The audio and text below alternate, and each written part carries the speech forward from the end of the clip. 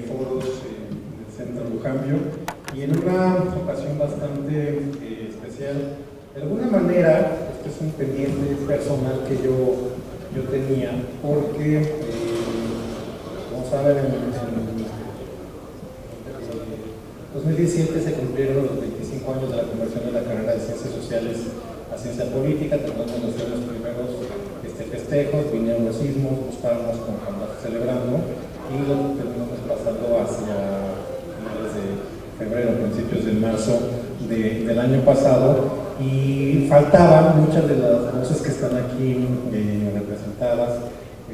Pues hoy andaba trabajando en París, Rosario andaba en Budapest, también aquí las chicas tienen como una agenda infernal, y faltaba esta mesa para de alguna manera mostrar las experiencias exitosas. Además, me siento muy contento de estar rodeado de 5 mujeres absolutamente talentosas, apasionadas, dementes, que han trabajado en distintas áreas del servicio público, de la academia, de la iniciativa privada, las organizaciones de la sociedad civil. Y nos faltaba tener esta mesa, ¿no?, de experiencias exitosas de politólogas, y que de alguna manera nos cuenten y nos provoquen y nos inviten, no solamente a hablar de las experiencias exitosas que han tenido, sino también qué representó haber estudiado en el ITAM y los desafíos que han tenido.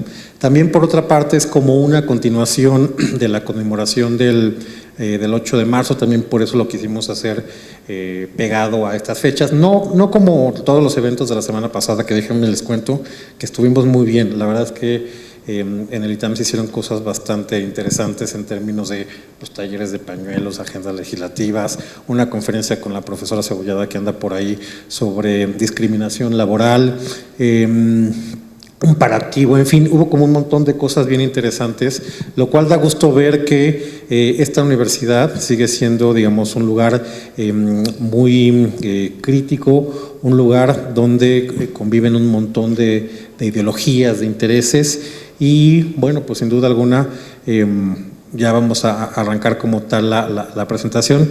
Agradezco, hicimos una innovación en este caso con el equipo de eventos del Centro Lujambio, que para no andar leyendo, ¿no?, las fichas biográficas, pues bueno, ahí está el banner general del evento, y van a estar pasando pues algunos de los rasgos centrales de las trayectorias profesionales de estas talentosas politólogas que tenemos aquí. Entonces, bueno, pues qué tal que empezamos con Sofía. Muy bien, Sofía Ramírez. Bienvenida y muchas gracias.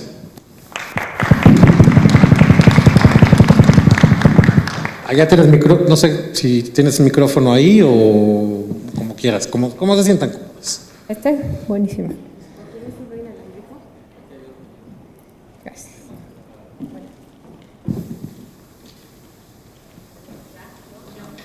Me quedo aquí, no pasa nada. Bueno, yo trabajo en una organización que se llama Mexicanos contra la Corrupción, pero no siempre fue así. Antes fui funcionario público y en algún punto también pasé, digamos, un poquito por la academia. Entonces, primero les quiero hablar un poquito de los problemas que tiene México, para después decirles por qué la sociedad civil es un ámbito importante para poder desarrollar México hacia donde queremos todos. México es violencia, no les tengo que decir nada nuevo. Como pueden ver, la tendencia de homicidios ha ido a la alza en los últimos 20 años. La corrupción es rampante, tenemos un montón de exgobernadores en proceso de investigación, uno con orden de aprehensión que vive en Estados Unidos muy tranquilo, y tenemos 5 en prisión, de los cuales además 2 están en prisión preventiva. Tenemos una percepción de corrupción, ya entenderán, entre más rojo, más corrupto, pues fatal, ¿no? O sea, no les voy a adentrar en la descripción del índice, pero creo que es muy evidente que estamos en mal lugar. La impunidad es otro gran problema en México y, como pueden ver, es la principal causa de corrupción. Esta es una publicación de Reforma de ayer, datitos recién salidos. La mitad de las personas cree que la principal causa de corrupción es la impunidad. No la pobreza y la desigualdad, que está en tercer lugar, no la oportunidad, no, la impunidad. La desigualdad, otro gran problema. Esto, como buenos itamitas, espero que ya lo han oído varias veces. 30% de los hogares con mayor ingreso concentran más del 60% de la riqueza en México. Eso ya en sí mismo es un escándalo. La pobreza, no importa cómo la midamos o cuántos itamitas pasen por la Secretaría de Desarrollo Social o de Hacienda, de todas maneras, pues no parece disminuir, ¿no? Tal vez no se incrementa, pero tampoco se disminuye. Y la corrupción le cuesta mucho más a los pobres. O sea, esto es intuitivamente algo muy lógico, pero en términos de medición, 14% del ingreso de los hogares promedio es lo que se va en mordidas en México en corrupción. Pero cuando hablamos de los hogares más pobres, los que ingresan hasta un salario mínimo, es una tercera parte de su ingreso. Entonces aquí es donde podemos ver que hay un respaldo a la narrativa de Andrés Manuel López Obrador, donde dice voy a quitar los intermediarios para que no le den mordida a los programas sociales. Y estas son las consecuencias del diagnóstico tan poco alentador que les acabo de dar. Y es que siempre decimos, todo el mundo lo hace, ¿no? En este caso es piratería, 8 de cada 10 creen que pues, no está mal porque todo el mundo lo hace, pero esto aplica prácticamente para cualquier cosa. 6 de cada 10 creen que los políticos y funcionarios violan la ley más que el resto. En este caso un problema, porque muchos políticos y funcionarios antes eran del ITAM. Pero en general, más que itamitas, los políticos y los que trabajan en el gobierno son los que tienen la mala reputación. Y creemos que son los otros, no nosotros. 1 de cada 10 confía en empresas, gobierno y partidos. Y eso hace que en el mejor de los casos tengamos todos una gran responsabilidad para cambiarlo. Entonces, ¿qué hace la sociedad civil en México? Bueno, pues hace 4 cosas. Hablamos sobre corrupción, en mi caso, en esta organización en la que estoy, pero realmente pueden decir, hablan de feminismo, hablan de desarrollo, hablan de mediciones económicas, hablan de un montón de cosas. La segunda es que señalamos quien está cometiendo, otra vez en este caso, porque voy a hablar de la mía, de corrupción, hacemos periodismo independiente e investigación aplicada. En tercer lugar, promovemos la participación ciudadana y en cuarto, proponemos soluciones. Entonces, en la primera parte, voy a cambiar de micrófono.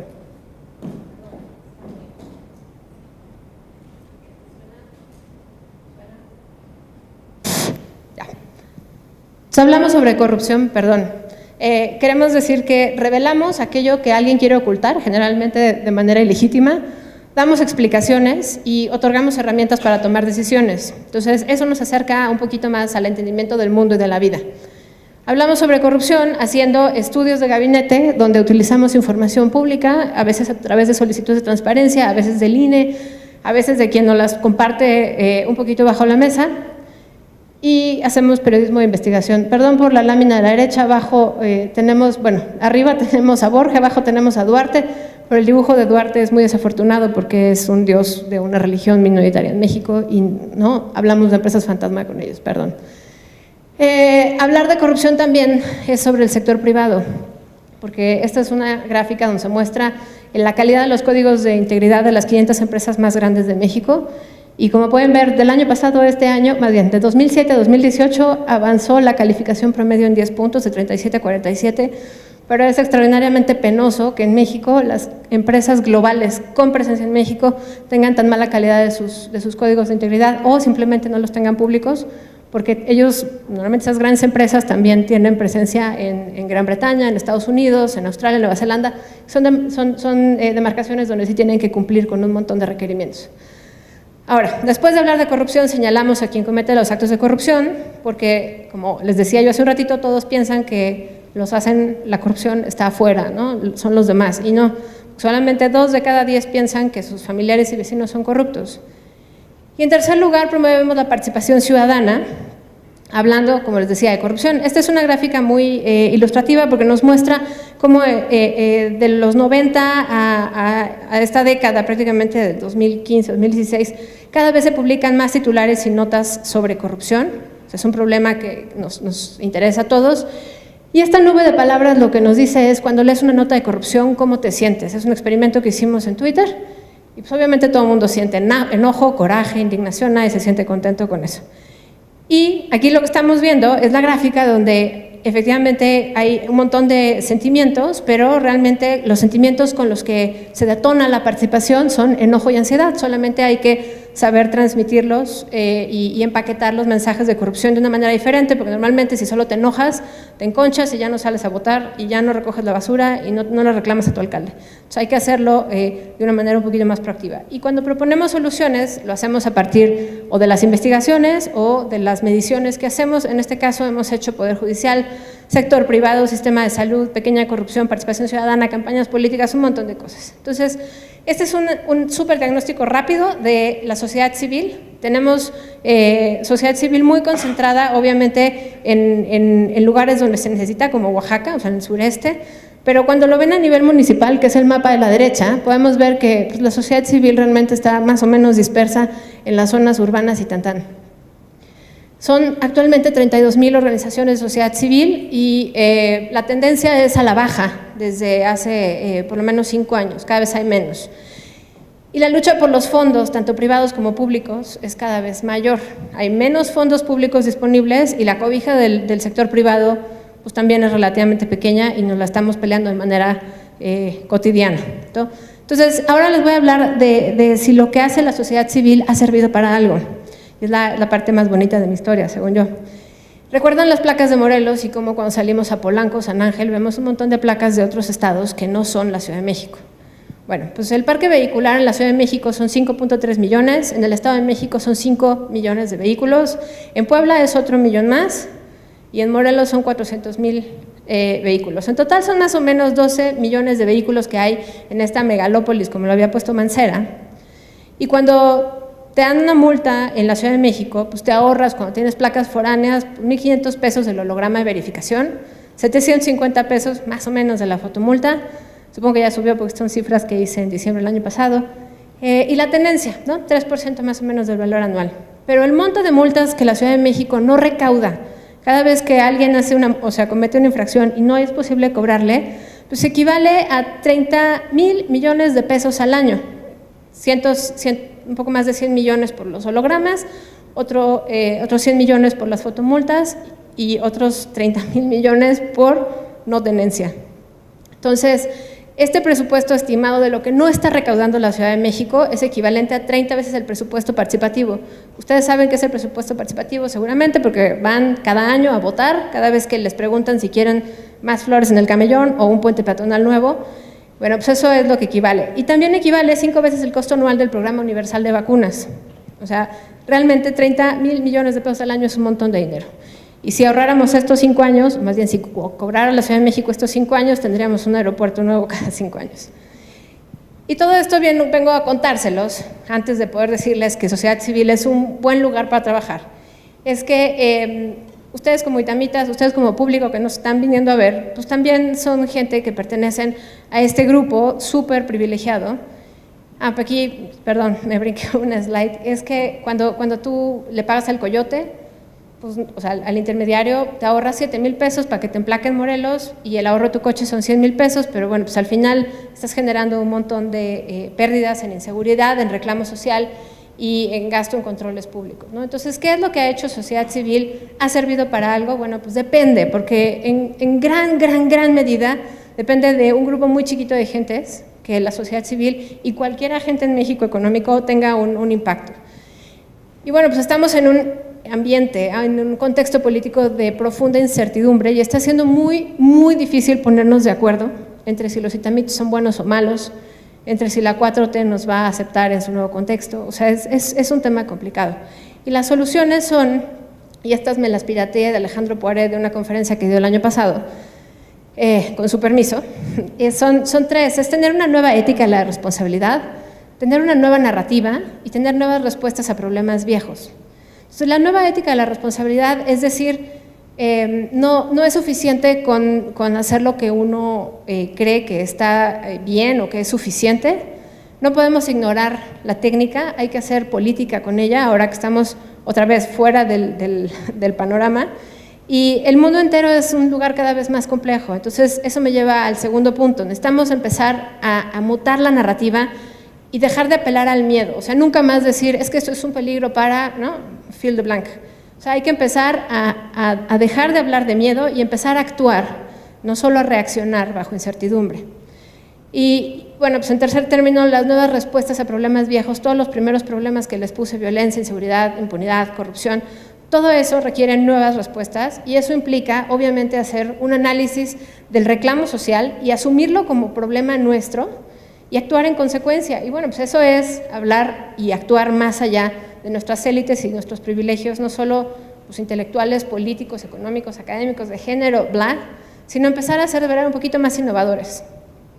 Y bueno, pues esto es las características mínimas que se requieren para trabajar no solo en las OSCs, sino en cualquier ámbito en este nuevo contexto mundial de poca certidumbre, apertura, flexibilidad, disposición al diálogo, negociación, or else, porque ante el fracaso de las expectativas y pues de los deseos económicos de todos de que nos vaya mejor, pues la verdad es que no parece ser que vaya a suceder en el corto plazo. Pues el riesgo es el resurgimiento de una figura populista, popular, pero populista, extremista, que acabe por afectar los derechos fundamentales y las libertades. Y por eso traigo mi pañuelito, porque estamos observando que en las legislaturas locales cada vez más hay discusiones abiertas sobre si el derecho a la vida y no sobre si el derecho de las mujeres. Y bueno, pues ya, con esta es mi última lámina. Solamente pensemos bien de qué lado de la historia queremos estar. México ahorita tiene el último lugar en la pregunta del Latino Barómetro sobre si la democracia es la mejor forma de gobierno, y la respuesta es porque se gobierna a grupos de poder. Como vemos, estamos en segundo lugar solo después de Brasil. Tan. Gracias.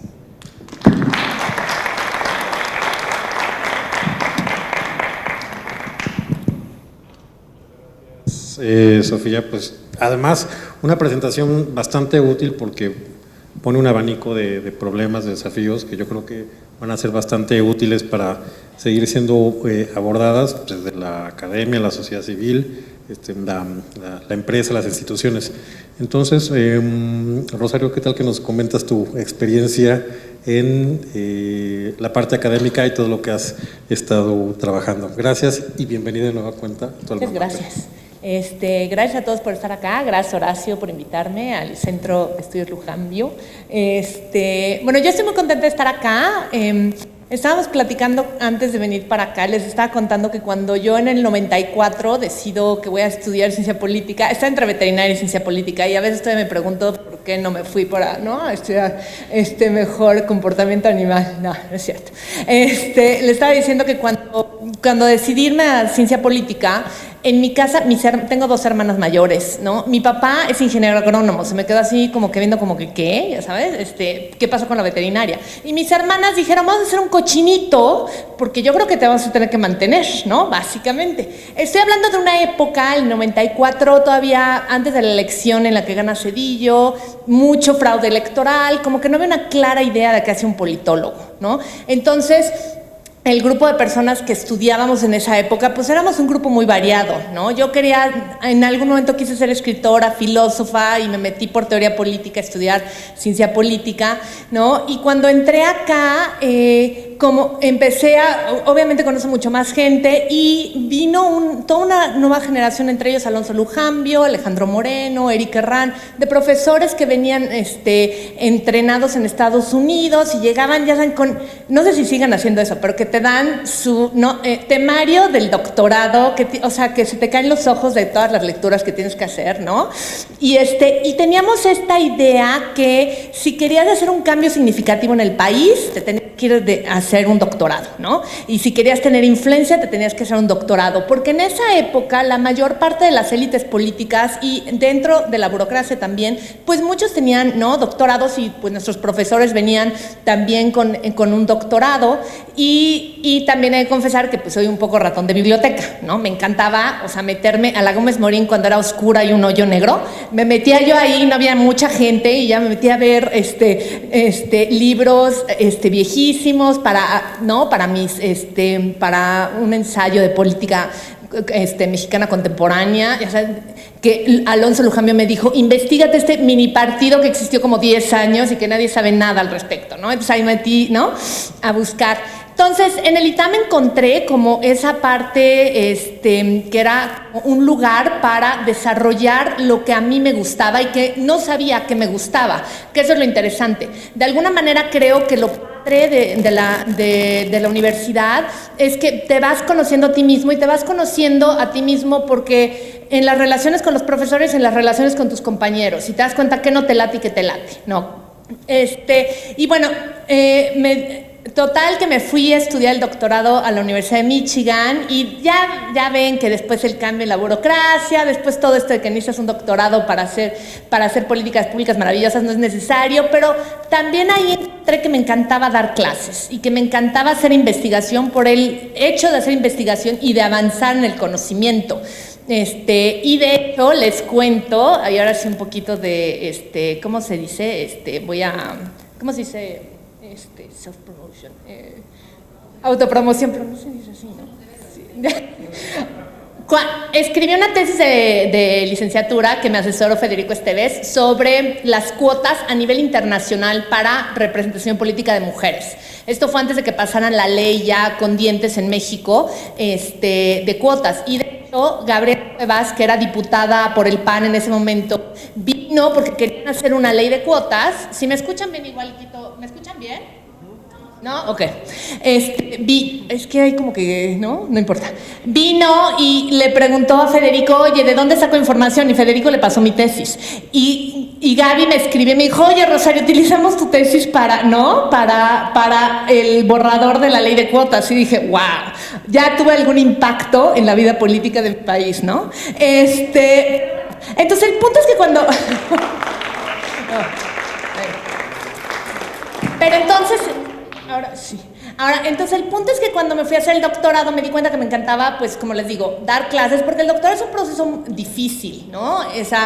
Yo sí creo que si quieres hacer un doctorado en ciencia política debe ser porque te encanta la investigación y dar clases, porque si no, vete a hacer una maestría en datos, algo más, ¿no? Que no tengas que llevar todo este proceso que es largo, pero si te gusta, pues al final reditúa. Y regresé a México y me fui al CIDE. Yo en el CIDE había sido asistente de investigación en mis últimos años en el ITAM. Y regresé ahí como profesora y había mucho apoyo para la investigación, mucho apoyo para los profesores, y yo creo que regresé en un muy buen momento, que ahorita voy a terminar un poco con eso, para la investigación con apoyo público en México, ¿no? Entonces empecé a desarrollar lo que no hay tantas personas, tantos politólogos que hagan comportamiento político comparado, porque la transición de México fue más desde una perspectiva institucional, de partidos, de relaciones entre poder, de presidencialismo, etcétera. Entonces, la verdad es que habíamos pocos que nos enfocábamos en estudiar, bueno, vamos a ver el aspecto psicológico de los ciudadanos y por qué los ciudadanos, por ejemplo, van a apoyar una propuesta ahora que está tan de boga, populista contra una programática. ¿Cómo pueden los políticos persuadir a ciudadanos que no tienen una fuerte identidad partidista, por ejemplo, y que tienen prejuicios, explotar esos prejuicios sin que los ciudadanos se den cuenta y el bajo nivel de información para que actúen a veces en contra de sus propios intereses, ¿no? Ese tipo de preguntas es a las que me he enfocado, y me he enfocado mucho como saben, hice la tesis sobre la representación política de mujeres, entonces yo quería hacer género, pero cuando me fui a la Universidad de Michigan, los estudios de género y de prejuicios raciales están muy vinculados, y me clavé más bien a hacer estudios sobre el prejuicio racial en México, ¿no? Y yendo en contra de todo esta idea de que todos los mexicanos somos iguales y no nos diferenciamos entre nosotros, y si hay algún prejuicio es clasista, y básicamente lo que en mi investigación lo que demostré es que hay una correlación altísima entre fenotipo, entre apariencia racial y clase, ¿no? Entonces lo que decimos que es clasismo en realidad es más racismo que nada, ¿no? Y como que ver ese impacto, qué impacto tenía en el comportamiento político de las personas y cómo cambiaban tal vez esos prejuicios si vivían en los Estados Unidos y se encontraban ahora siendo un grupo minoritario los mexicanos, ¿no? Entonces, por ejemplo, ese tipo de investigaciones es lo que me apasiona, y aquí es cuando les digo, la verdad es que he podido desarrollar lo que he querido, porque obviamente decimos, no, desde la ciencia somos objetivos y nada más no metemos nuestros valores, pero es obvio que cuando decides qué tema vas a estudiar es porque le das una importancia al tema, ¿no? Si a mí no me importara el racismo, los prejuicios, pues no estudiaría eso, ¿no? Entonces es como que ahora sí tienes que aplicar el método científico y ir con los datos y con la evidencia y hacer una buena investigación para llegar a conclusiones robustas o sólidas, pero de que tú desarrollas la investigación que quieres desarrollar porque tienes intereses, pues es obvio, porque si no, no estaríamos contentos con lo que hacemos. Bueno, entonces estuve en el CIDE y después me fui a la universidad, a la Central Europea, la Universidad Central Europea, sí, que estaba en Budapest. Todavía sigue un poquito en Budapest, pero la corrieron, el gobierno húngaro se ha vuelto de extrema derecha, populista y antisemita, y como ya no sabían, si han estudiado algo de populismo, saben que el populismo crea élites ¿no? O culpa a las élites políticas de lo que le está pasando mal al país. Orbán, que es el primer ministro en Hungría, pues ya lleva 10 años allá, o sea, él es la élite política, entonces pues no puede atacar a las élites políticas, entonces lo que crea es que creó toda esta imagen de un inversionista, Soros, de origen húngaro, que se va después de la Segunda Guerra Mundial a Estados Unidos y hace mucho dinero y funda la Universidad Central Europea con la idea de propagar valores occidentales en los países que habían sido parte del bloque soviético. Y la verdad es que estaban haciendo muy buen trabajo, estaban reclutando a mucha gente de esta parte de Europa. Hungría no es muy caro, entonces los estudiantes podían tener acceso a educación superior, era de posgrado, ¿no? Es de posgrado, educación de posgrado de calidad, y venía mucha gente también de Asia, de las antiguas repúblicas soviéticas en Asia, ¿no?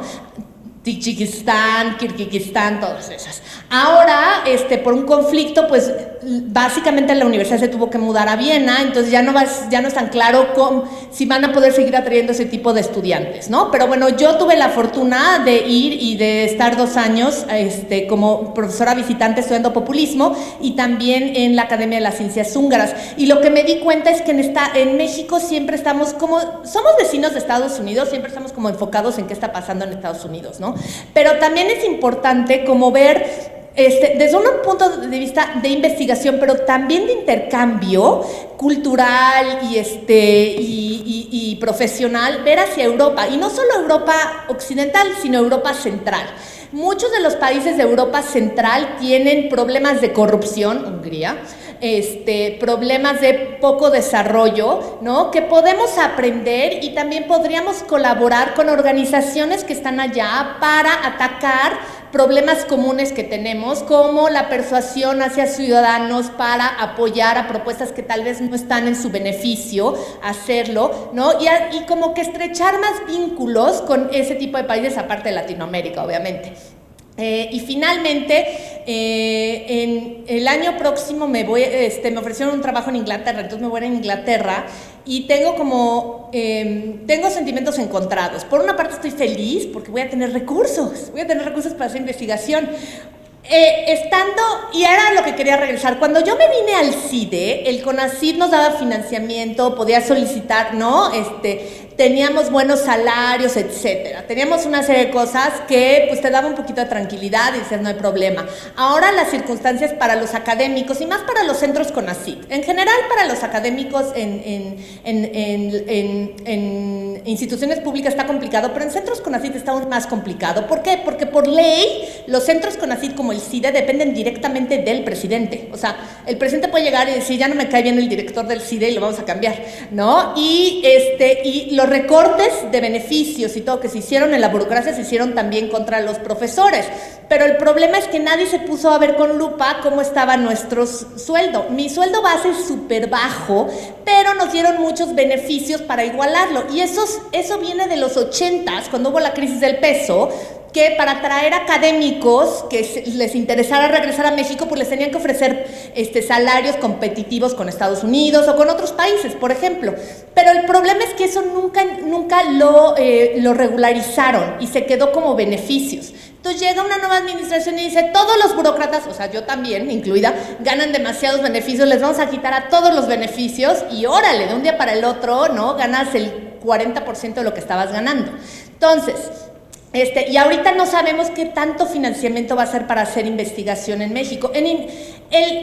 No se da a la investigación en México ni el 1% del PIB nacional. Y queremos ser un país de vanguardia, o sea, en serio que pues no vamos a poder ser un país de vanguardia si no le metemos a la investigación, ¿no? Entonces es como pensar cuáles son los retos porque por ejemplo, para los académicos que están en instituciones privadas, tienen garantizados sueldos y cosas, ¿no? Beneficios que no se les va a afectar. Pero tampoco queremos, ¿no?, seguir un proceso de desigualdad en el que la educación en instituciones privadas sea la mejor y no en las públicas, y tampoco tenemos tantas plazas en las instituciones privadas. Entonces, ¿qué puede pasar? Puede haber fuga de cerebros, y esa fuga de cerebros nos va a pegar al mediano y a largo plazo, ¿no? Entonces es un poquito nada más como para discutir sobre sobre cómo podemos tratar de frenar este tipo de políticas que pueden empobrecer al país porque empobrecen el conocimiento. Gracias.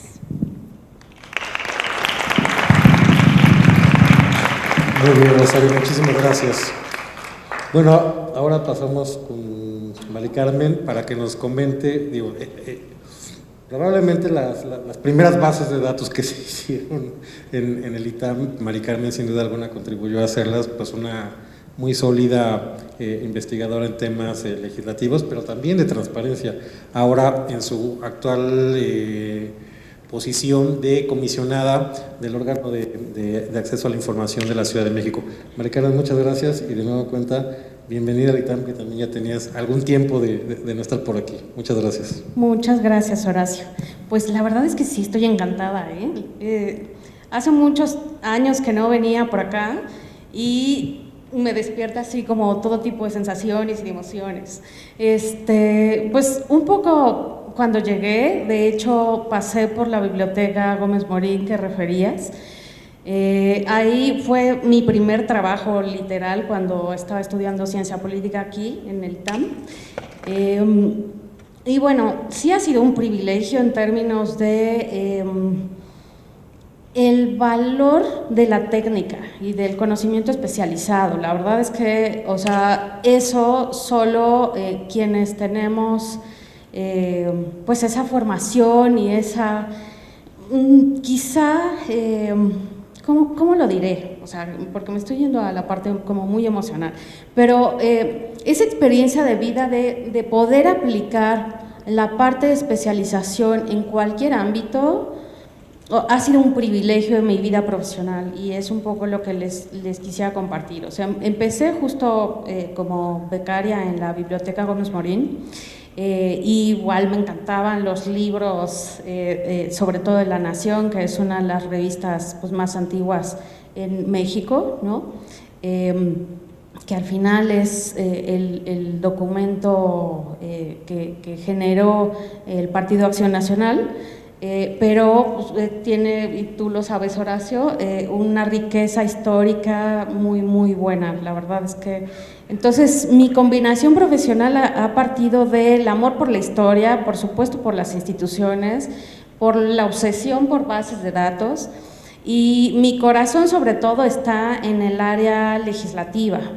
Sí estoy cierta que el corazón de la democracia es los parlamentos, y tenemos que ser suficientemente técnicos, específicos, muy con lupa, estudiarlos para poder hacer propuestas que generen cambios. Y un poco mi experiencia profesional después de la Gómez Morín, estuve en la Facultad Menor de Ciencia Política, entré de hecho en el programa de Ciencias Sociales. Después se hizo, en el 91, ¿no? Después se hizo el cambio a ciencia política y dije, no, sí, esto es lo mío, ¿no? Porque era un enfoque mucho más institucional y más, más técnico. Entonces, me especialicé, trabajé un buen rato justo, y tuve igual el privilegio con Juan Molinar, con Jeffrey Weldon, con Lujambio.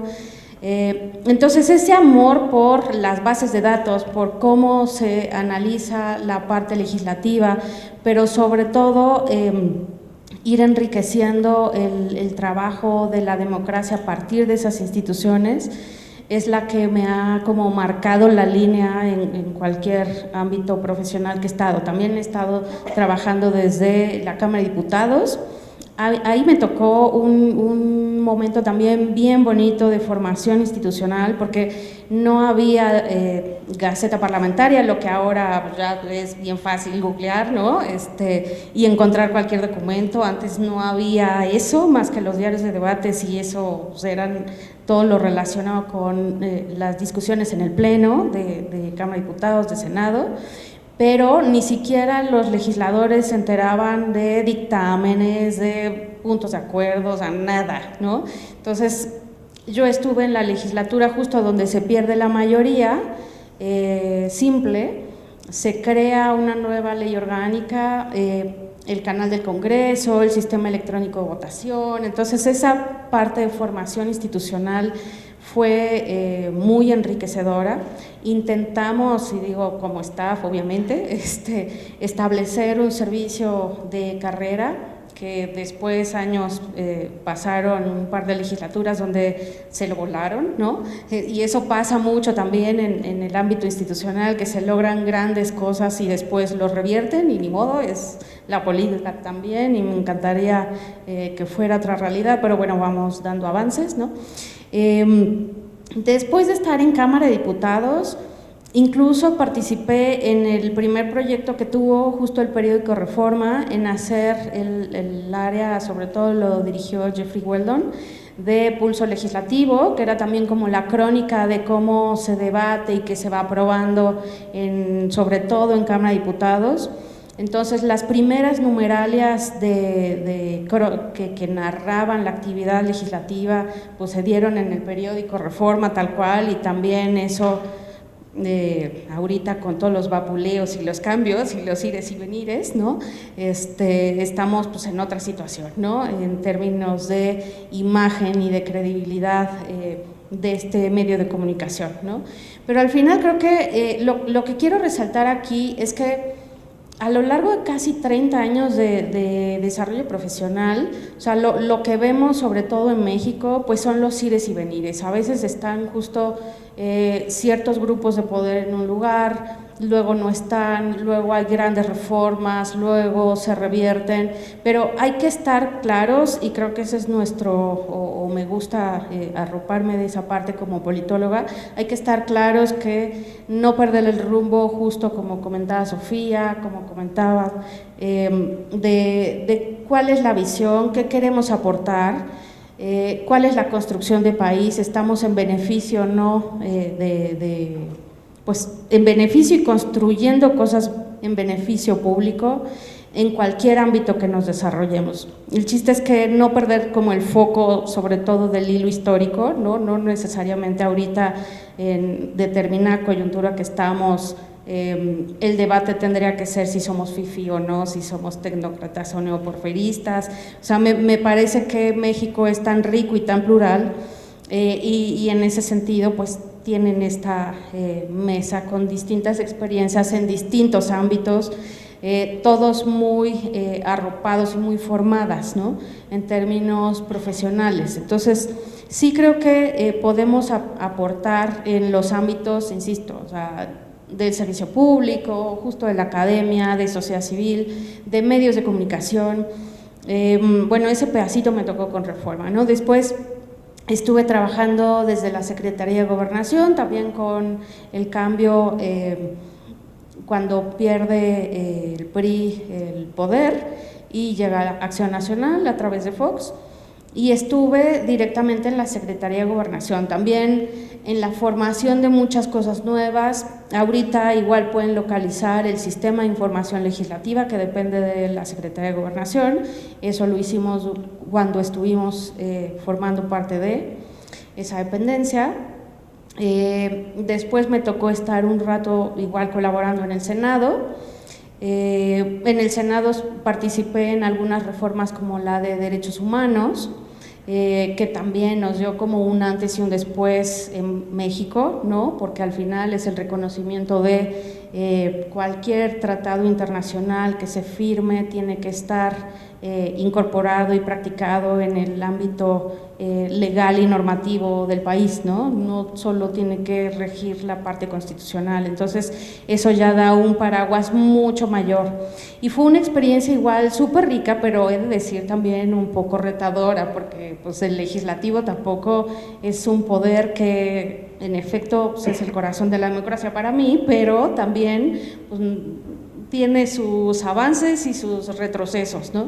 El chiste es que después de ahí lo que quise hacer es más de manera independiente, hacer investigación y trabajar de mano de sociedad civil, y sobre todo lo que busqué impulsar a través de Visión Legislativa, que es una organización que fundé con otro politólogo colega, Jorge Yáñez, administrador también del ITAM, y lo que hicimos fue empezar a buscar tejer con las redes que ya estaban, para impulsar justo la democratización, la transparencia, la rendición de cuentas, sobre todo de los legislativos. Entonces, Visión Legislativa forma parte de la Red Latinoamericana de Transparencia Legislativa, de Opening Parliament, que también es a nivel internacional, organizaciones que buscamos abrir los congresos con la finalidad de incorporar participación ciudadana para utilizar la inteligencia pública y mejorar las propuestas tanto legislativas como en materia de designación, en fin, todo el ámbito de parlamento abierto, ¿no?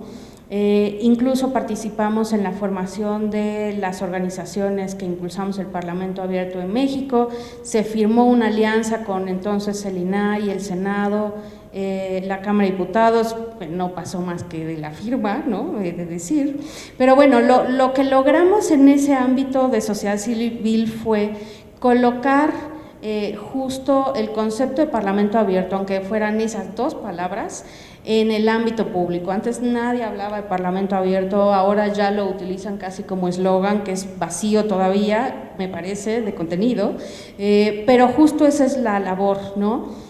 ¿Qué vamos a hacer con esas dos palabras y qué contenido le vamos a dar en términos tal cual sustantivos, ¿no? De operación del Parlamento como tal? Entonces, me tocó también participar en la coordinación de transparencia y justo Parlamento Abierto de la Asamblea Constituyente.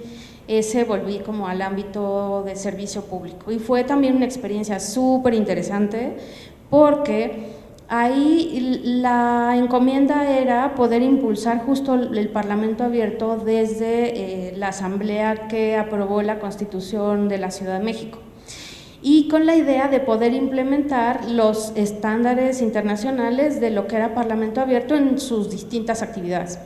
Entonces, realmente fue una experiencia súper valiosa, pues porque tenía la oportunidad de interactuar con los constituyentes, pero más que de interactuar, de establecer el estándar de operación desde la emisión de oficios. Había la voluntad política al final, que es parte de lo que te abre la puerta de todo, ¿no?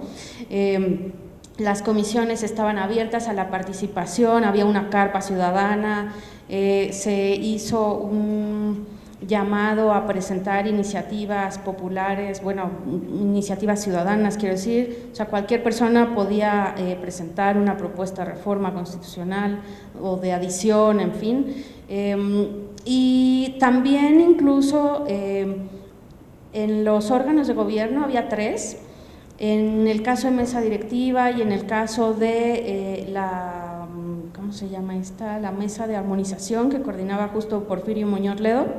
Se dejó documentado todos los acuerdos que se tuvieron, todas las versiones estenográficas, o sea, hay una valía documental legislativa impresionante.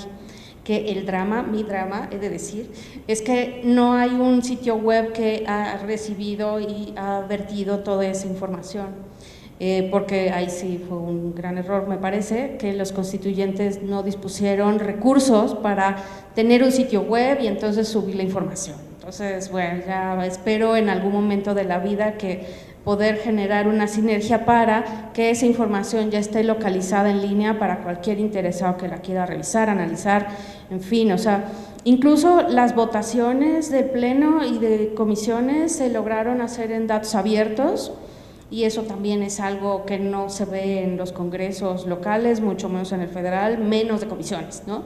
Entonces, se lograron muchos avances ahí. Fue un periodo muy corto, pero insisto, muy, muy rico. Después de ahí me volví otra vez a sociedad civil. Lo que hicimos también desde Visión Legislativa y con estas sinergias con sociedad civil, como fundar Transparencia Mexicana, IMCO, Borde Político, GESOC, hicimos un diagnóstico de Parlamento Abierto de los 33 congresos en México, tanto en 2000, me parece ser que fue 2015, y luego levantamos uno en 2017, para ver en qué situación de apertura, con elementos muy básicos que son casi 100 variables, pero muy elementales, para ver si existe o no la información básica en los congresos. Y pues estamos reprobadas, ¿no? La verdad es que lo que buscamos es justo generar evidencia empírica a través de los sitios web, que es donde cualquier persona puede tener acceso a la información, ver si cumplen o no con garantizar esa información, y pues no, están reprobados, ¿no? Y también en la Red Latinoamericana de Transparencia Legislativa generamos un índice de transparencia legislativa, que de hecho la edición del año pasado no la hemos presentado en México, esperemos hacerlo pronto, pero también la idea es ir contrastando. Ya llevamos 4 índices de transparencia legislativa a nivel regional, y donde México igual seguimos reprobados, ¿no? La idea es seguir evidenciando qué tanto nos falta para saber qué tanto tenemos que abrir. Y bueno, ya en la última parte, para cerrar con ello, he estado trabajando, bueno, fui designada como comisionada de transparencia y acceso a la información en la Ciudad de México a finales de diciembre de 2018, y ahí lo que busqué hacer con el nuevo pleno es una reforma al reglamento, y ya lo conseguimos, para establecer justo un área de estado abierto. Y la idea justo es brincar el paradigma de gobierno abierto a estado abierto, para involucrar justo a el resto de los poderes, a los organismos autónomos, y poder llevar justo la apertura al judicial, al legislativo, a derechos humanos, al electoral, o sea, a todas las instituciones públicas. Pero bueno, sabemos que es, y contextualizo, o sea, a nivel de país, o sea, ningún otro organismo garante tiene esa figura, o sea, la Ciudad de México es la primera, y también la Ciudad de México es la primera constitución que tiene la obligación de que su Congreso tenga que operar como parlamento abierto. Entonces tenemos el principio de cómo hacer exigible la apertura, y la idea pues es irla tejiendo a través justo del fortalecimiento ciudadano, de la participación de los medios de comunicación, de la inteligencia de academia, de especialistas. O sea, la idea al final es generar mejores entornos de participación, de involucramiento, de rendición de cuentas, porque justo lo que se ha dicho aquí, y parte de lo que exponía Sofía, es, o sea, estamos hasta acá de corrupción, ¿no? Y de todas las consecuencias que eso implica, y la operación institucional pues es indispensable. O sea, si no observamos cómo están funcionando y que deben cumplir con las obligaciones mínimas de transparencia. Doy un dato. Ahora que hemos venido resolviendo, ya casi llevamos 15 asuntos, bueno, 500 recursos de revisión de que entramos hasta ahora, o sea que realmente hemos como roto un poco récord, pero había muchos pendientes por hacer porque no hubo pleno el año pasado como por 9 meses.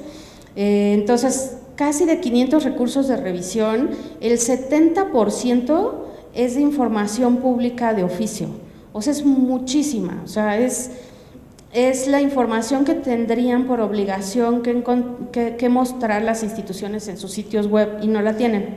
Entonces es ridículo que estemos tratando tal cual de resolviendo recursos de revisión cuando es una información que tendrían que contar en los sitios web. Entonces, termino con esto. O sea, al final creo que la labor como politóloga o lo que yo quisiera generar a través de toda esta parte de mi trayectoria, pues es sumar las sinergias de todos los actores que se puedan involucrar en los temas para mejorar en cualquier ámbito. O sea, estamos hablando que la transparencia y el acceso a la información, por ejemplo, o sea, es horizontal a cualquier tema, a la carestía de agua, a problemas de medio ambiente, de contaminación, de inseguridad, en fin, o sea, hay cualquier tema y problemática que tengan en la mente de la ciudad o del país, o sea, va a tocar la transparencia y el acceso a la información. Entonces,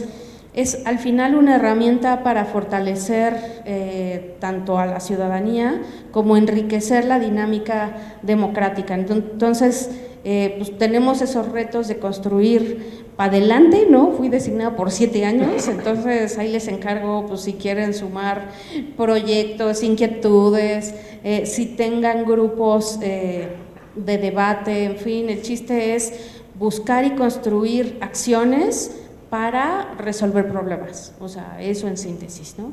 Entonces, muchas gracias. Muchas gracias. Bueno, ahora quedan las Mónicas de este lado. Bueno, empezamos con Mónica Maxice. Vamos. Bueno, quiero darle las gracias primero a Horacio Vives y al Centro Lujambio por la invitación. Yo puedo decir que a mí Lujambio me convenció de ser politóloga, yo quería ser economista y él me dijo, no, sí hay 5 economías, pero te va a gustar mucho la ciencia política.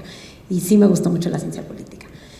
Bueno, yo quiero compartirles que yo soy una persona que realmente, digamos, el ITAM me marcó.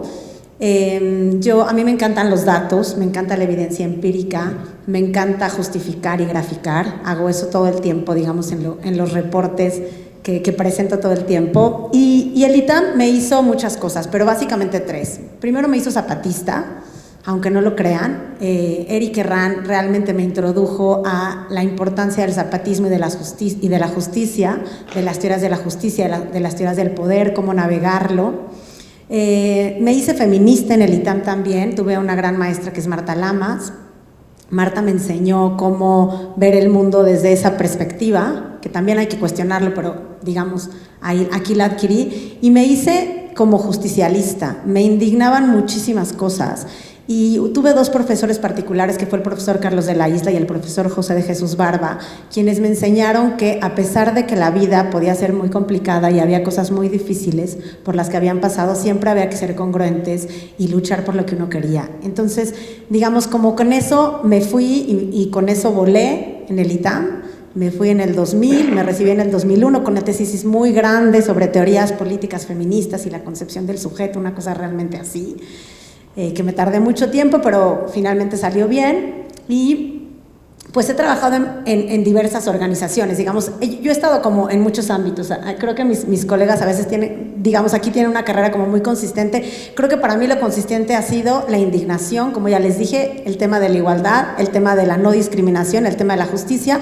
Yo empecé trabajando en esta organización que se llama Serapaz, que era lo que era la CONAI, y después trabajé en el Centro de Derechos Humanos Miguel Agustín Pro Juárez, que es un centro de derechos humanos que hace litigio estratégico, que, digamos, a través de casos particulares demuestra cómo la ley es no neutra, la ley tiene sesgos, la ley perjudica y discrimina a ciertos sujetos, y ahí llevamos los casos de las mujeres violadas en Atenco, por ejemplo, los casos de Teresa y Alberta, que fueron acusadas por secuestrar a unos afis, y un caso muy lindo de una señora que se llama Doña Conchi, y que ella era una mujer que les daba a los migrantes de comer, y digamos la ley la acusó de ser pollera y estuvo muchos años en la cárcel. Entonces, a través de casos particulares, lo que hacíamos en el PRO, o lo que hace el PRO y sigue haciendo, es litigar y mostrar cómo la ley siempre tiene estos sesgos.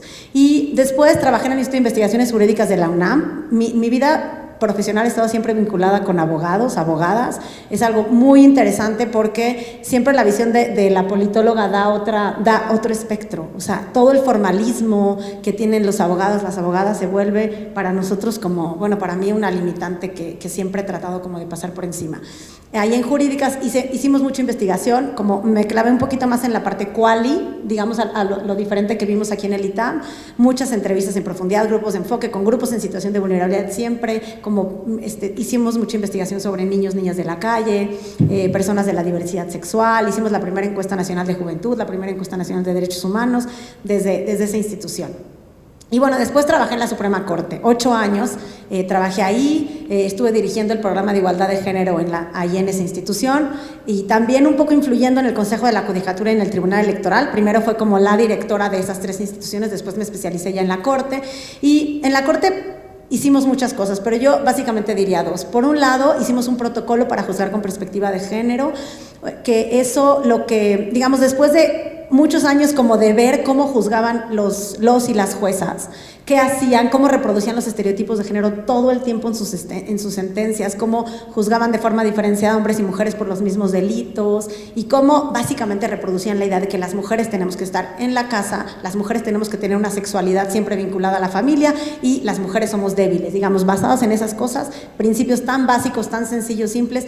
Las sentencias eran realmente terribles y no quiero decir que no sigan siendo, pero creo que obviamente ha habido bastante mejoría en el Poder Judicial en ese sentido, tampoco por mí, sino por muchísimas cosas, la reforma de derechos humanos y una serie de protocolos que se hicieron justo en ese periodo. Se hizo también un protocolo para quienes imparten justicia en casos de orientación sexual no heterosexual, ¿no? Porque también hay muchísima discriminación contra esos grupos y eso como por la parte externa y internamente en el Poder Judicial hicimos también un protocolo para atender el tema del acoso laboral y sexual internamente, que también como en muchas instituciones hay prácticas terribles de acoso laboral que afectan a hombres y a mujeres, pero acoso sexual que particularmente afecta a las mujeres.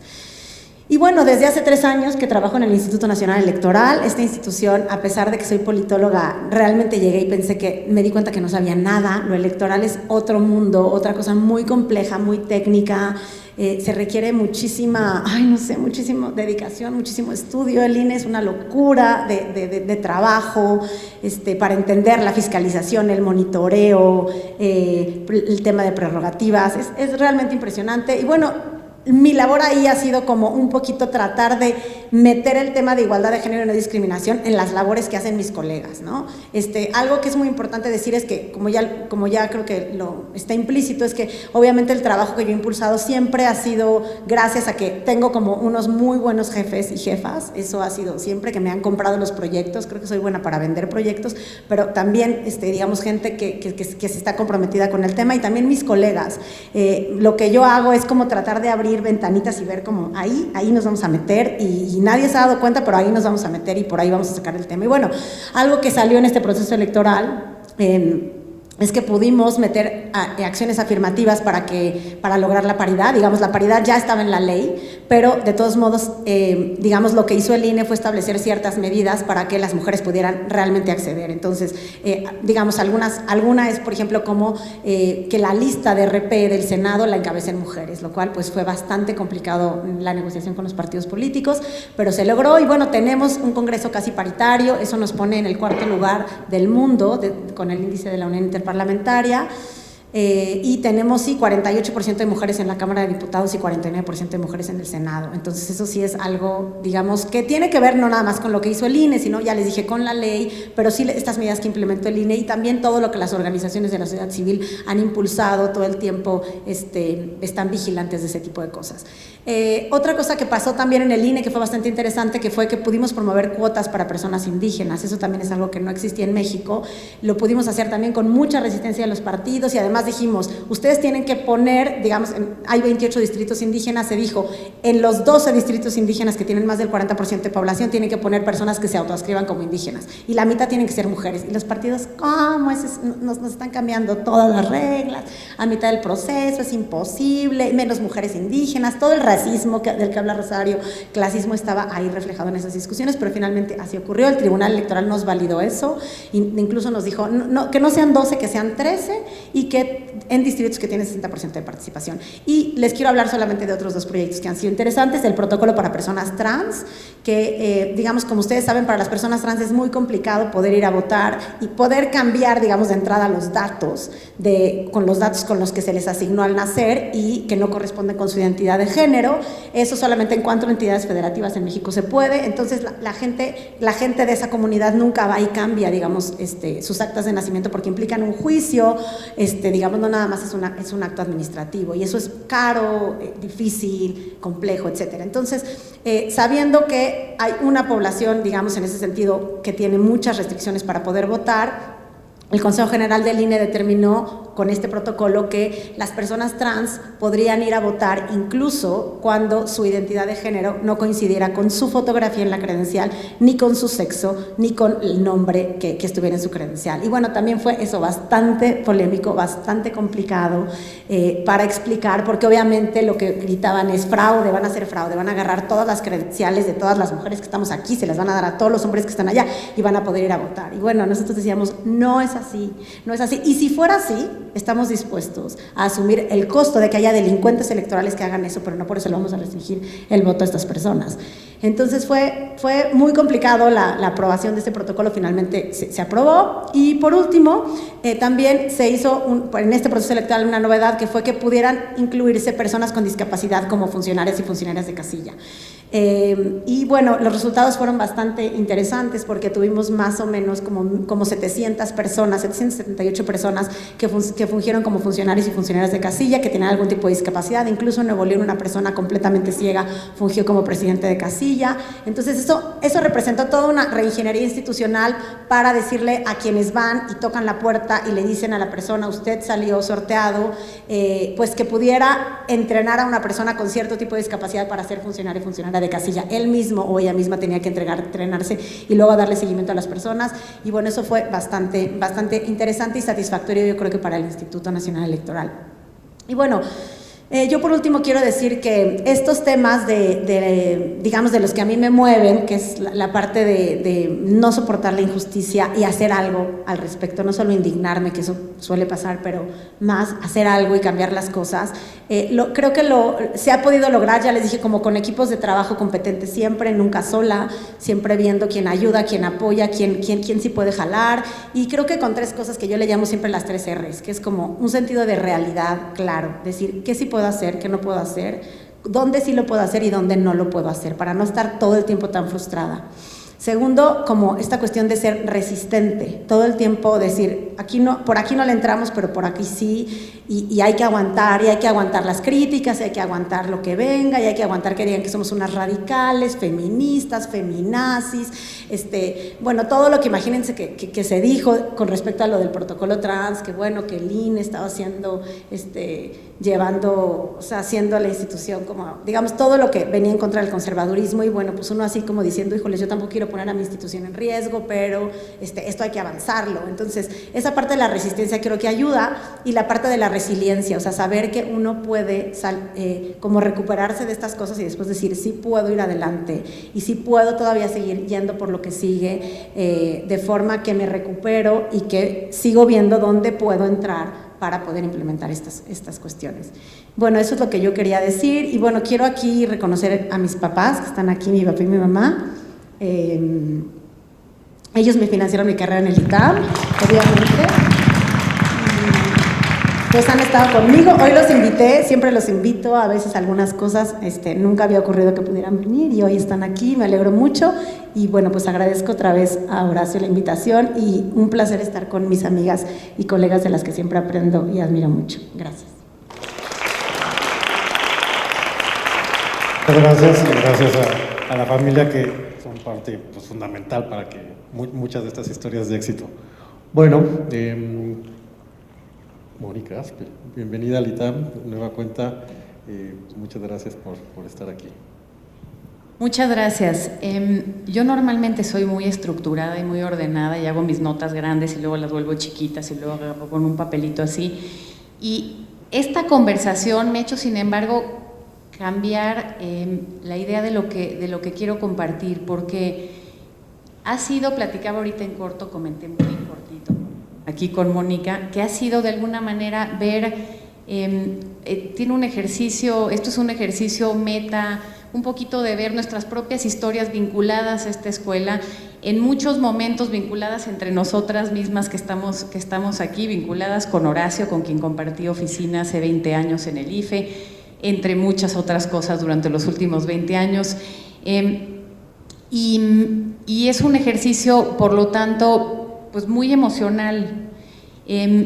corremos mucho, las que conozco más de las que estamos aquí, nos las hemos pasado básicamente corriendo los últimos 20 años, trabajando como locas, estudiando, persiguiendo sueños y persiguiendo, yo creo que sí hay un tema de consistencia en lo que hemos hecho cada una en la vida, a pesar de haber cambiado mucho de espacios, yo he estado en áreas muy distintas, pero con batallas muy consistentes, con convicciones muy consistentes, que de alguna manera se gestaron en el ITAM. Se gestaron en nuestras familias, en otras experiencias y también se gestaron aquí. Y creo que es un momento importante para reflexionarlo porque también esta es una escuela que me parece que es importante que, no quiero hablar de la universidad, quiero hablar de quienes estamos aquí, de nosotros, que pongamos estas historias como parte de una historia no homogénea de esta institución. Aquí también nos dio clases Eric Herrán, y aquí también nos dio clases Marta Lamas, y aquí aprendimos, vimos distintas caras de nuestro país y nos comprometimos con historias muy distintas. Sí nos volvimos técnicamente sólidos, sí hay un valor en el rigor metodológico y en la calidad que a mí me parece que hay que defender, particularmente en un tiempo donde la educación es cada vez más. Esto parece cliché, pero no lo es. Sí es el momento histórico en el que la educación se vuelve más importante quizá de lo que ha sido nunca ante el cambio tecnológico y ante el cuestionamiento de qué nos hace humanos y qué nos va a hacer valiosos en el mercado laboral del futuro, y la educación es cada vez más importante.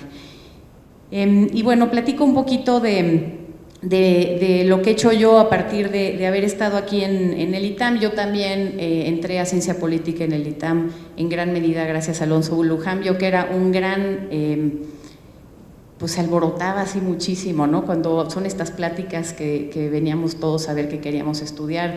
Me inscribí en muchas carreras en diferentes lugares durante 2 años, igual que lo hizo Alonso, que se inscribió, fue inicio de médico, inicio de contador, inicio de una cantidad de cosas, yo también en letras hispánicas, filosofía, una cantidad de cosas, y como que eso me hizo clic.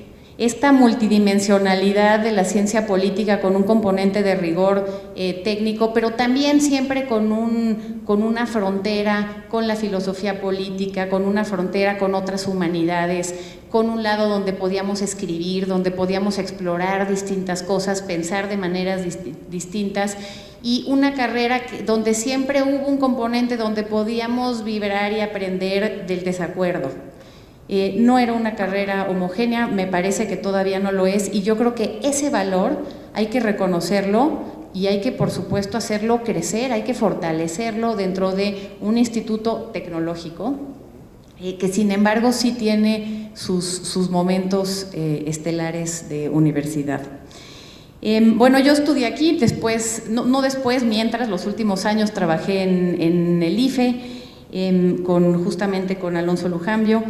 Después de quien aprendí tantas frases que nos acordamos todo el tiempo, ¿verdad? Por ejemplo, este tema de que hacer política es cosa digna. Y eso quienes trabajamos con él lo hemos llevado todos los días en las diferentes oficinas, en los problemas, en las decisiones más complejas, donde no es un claro blanco y negro, sino hay que tratar de separar para encontrar de qué lado está el blanco. Siempre nos hemos acordado de esas lecciones de Alonso.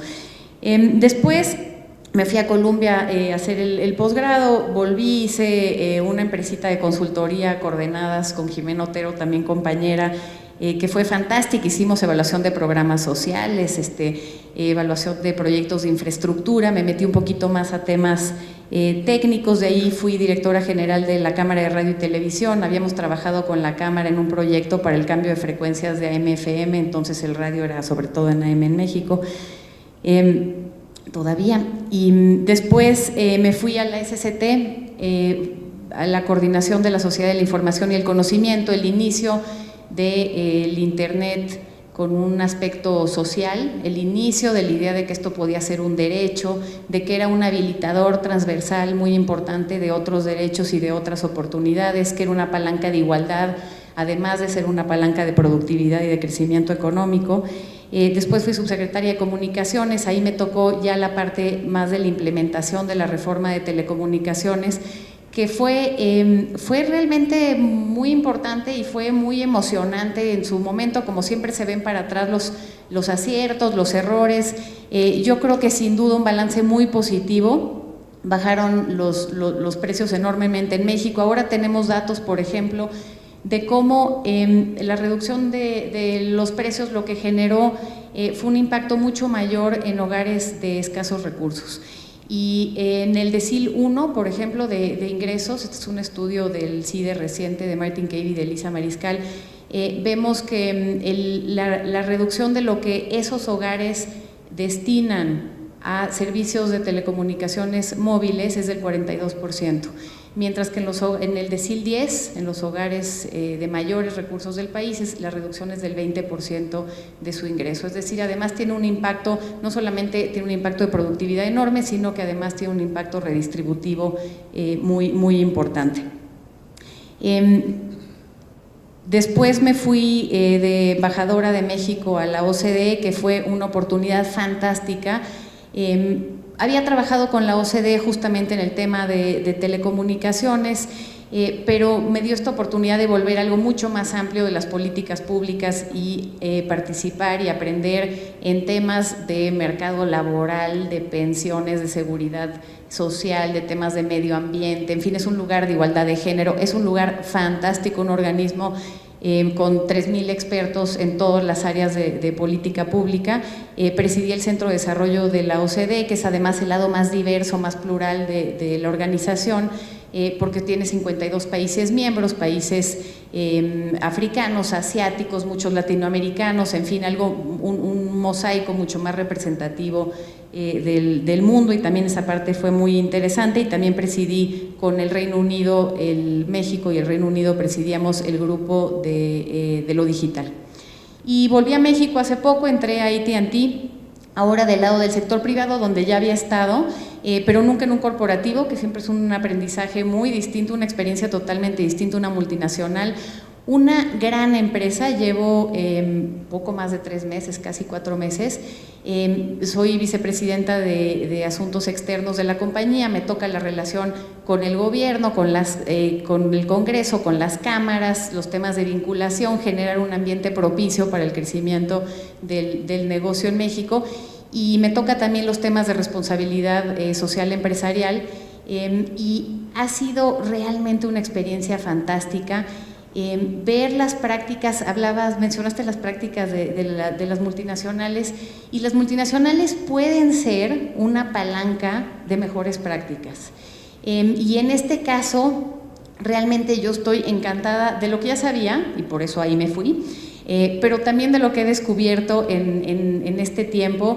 Los programas internos para los empleados, 18,000 empleados directos, es una empresa grande, de LGBT, el grupo de mujeres STEM, el grupo que hace de liderazgo de mujeres, los temas de responsabilidad social, los temas de inclusión y respeto laboral, todos los temas de cumplimiento de reglas y la posibilidad, digamos, no la posibilidad, la clarísima instrucción. Si hay una regla clara de la empresa, es este punto de hacerlo correcto, y los mecanismos prácticos concretos de denuncia de cualquier tema que no lo sea.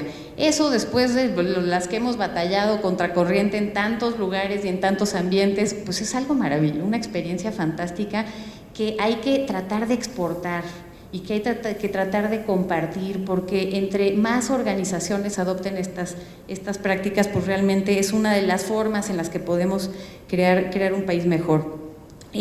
Un hilo conductor muy claro que yo he tenido, además de que me gustan las políticas públicas, es el tema de la inclusión digital, y cada vez más un punto que comparto con Mónica, el de la igualdad de género, y que comparto creo que con todas aquí, porque si bien yo no me especialicé en eso, sí es algo que vivimos y que no podemos dejar de ver y no podemos dejar de pelear, me parece, como mujeres en un país profundamente y en un mundo profundamente desigual. y se ha vuelto cada vez más, ahora aparte de mi trabajo además en AT&T, se ha vuelto cada vez más una batalla que pues desde distintas trincheras me parece que nos toca pelear a todas y a todos. Y creo que ya, Horacio. Deja ver si mi notita decía algo importante que me haya yo brincado. Ah, sí, nos habías pedido un consejo, pero nadie lo dio, no sé si va a ser una pregunta posterior. ¿Sí? ¿No te lo pidió? Te lo va a pedir, sospecho. Le podemos preguntar a ver si nos lo quiere pedir, porque creo que ese era mi último punto. ¿Me suelto con el consejo o no? Muy bien, estudien en el ITAM, es mi consejo. No, lo digo en serio, hay que valorar, o sea, este es una, y ciencia política en el ITAM, pero además el ITAM en cualquier carrera es realmente una institución que para mí sí fue un espacio de libertad, sí fue un espacio de diversidad, sí me permitió cuestionar, me permitió aprender y valorar la calidad como un principio del trabajo. Yo distingo un doble espacio en un documento así a una distancia, lo pueden poner al fondo del auditorio. Y eso viene de la educación que tuvimos aquí, y es muy importante valorar la calidad y tratar de hacer las cosas bien. Eso nos ayuda a nosotros, nos ayuda como mujeres que nos tenemos que ganar un espacio como profesionistas, y eso no debiera tener que ver con la ideología. Podemos disentir profundamente en muchos puntos de política pública, de justicia, de cómo entendemos a nuestro país y cómo entendemos el mundo en el que vivimos. La calidad me parece que hay que regresarla al centro de la discusión, y es algo que hay que defender en el ITAM. Así es que, fuera de broma, ese es mi consejo: estudien en el ITAM, defiendan a su escuela y defiendan los espacios de libertad dentro de esta escuela. Bueno, muy bien, pues vamos a pasar rápidamente a preguntas del público para nuestras ponentes. Entonces, bueno, pues, para quien tengan algún comentario, preguntas por ahí. A ver, empezamos acá, Juan Pablo. Hola, me llamo Juan Pablo, estudio Ciencia Política, y mi pregunta es para Mónica Maxise. Bueno, en el proceso electoral pasado hubo casos de simulación en cuanto a algunas candidaturas de personas transgénero. La pregunta concreta es cómo generar mecanismos institucionales para evitar estos casos, o sea, cómo blindar institucionalmente para evitar la simulación en las candidaturas para personas tanto indígenas que puedan simular y autoidentificarse como indígenas y simular que son transgénero. Bien, ¿alguna otra pregunta? Allá Julio, por favor.